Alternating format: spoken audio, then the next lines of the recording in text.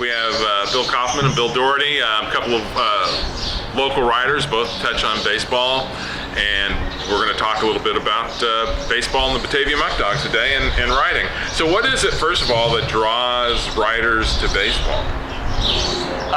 I don't know. I mean, it's a pastoral sport played under the open skies on real grass. I think it's a complex, multi-layered sport. It's unpredictable. There are all sorts of stories interwoven into any game. And there's, it has a historical memory and echoes unlike any other sport, I think. And also a lot of us grew up playing it. And I don't know if that's the case with the most recent generation, so we'll see. There may be a sharp decline in the quantity, if not quality, of baseball writing. Are baseball writers intellectuals that were frustrated about their inability? I'm not talking about myself. I think a lot of them were standing out in right field praying to the Virgin Mary that the ball was not hit to them. But of course, that was not me. It might have been Bill. I don't do any praying. But my fascination with it has evolved from the people that I came to know that played the game and the history behind the particular person. Everybody's life is very fascinating life. One of the things I find interesting about your book is I don't think most people would realize that a small community like Batavia would have such an interwoven baseball history, and you really uncovered that. What drew you to, looking at such a deep look at Batavia baseball history? It's just evolution, I guess, from being a sandlot player and then a fan and then the historian. Hey, Bill is very modest, but do you mind if I say a couple words in his championing him? He's what every city, town should have, but doesn't always have, which is a talented and dedicated historian who has a real emotional investment in the subject.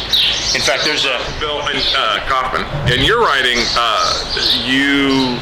so you're pretty much writing for a national audience, but yet you touch on Batavia baseball, I don't want to say frequently, but you have quite a few times. And you've got two books that, reference Batavia baseball. One is Muck Dog Gazette, which clearly is a local reference, and then a little more obscure reference, unless you know the history of baseball, is Poetry Night at the Ballpark. Well, first of all, why don't you explain that title? Okay, that was actually my most recent book, came out last year, the compilation of 30 or so years of uncollected and fugitive pieces.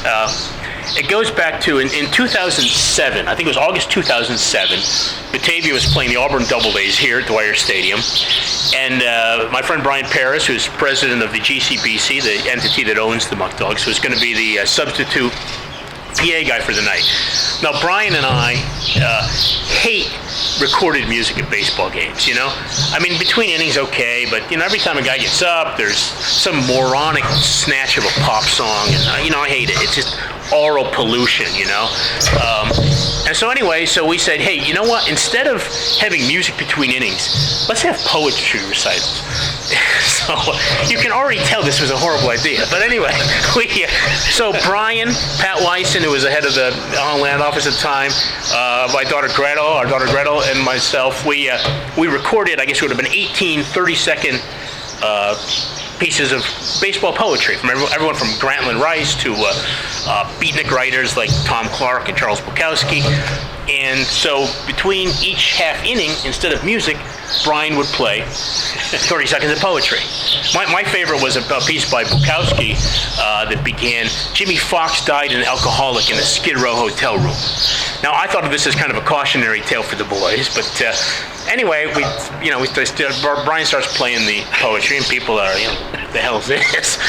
Finally, I don't know, we get about 5 innings into the game or so, and Brian says, "All right, do you want more poetry or do you want music?" And it was like the scene in the New Testament where the crowd was yelling, "Free Barabbas!" You know, it's like music. But you know what?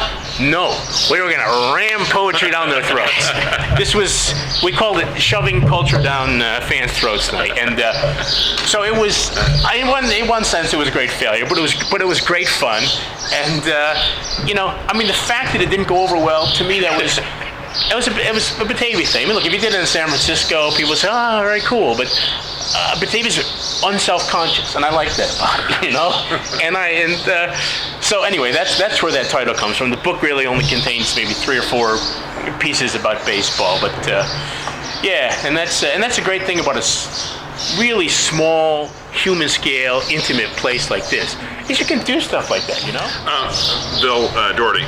So, having looked, delved in as deeply as you have to Batavia history, when you come to a ball game now at this ballpark with this team, does it give you a different perspective or a different thought on what it means to be here? Or?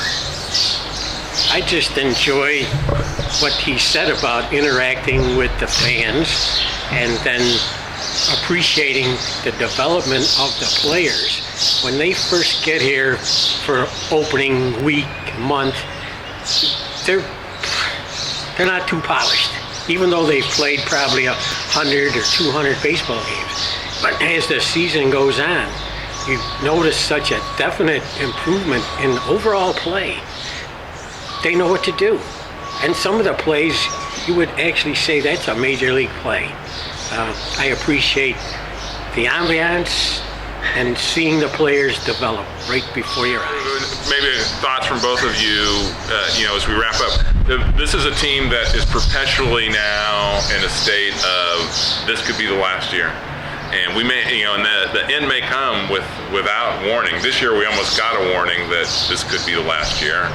We seem to have gotten a reprieve, but we're still not guaranteed for 2017.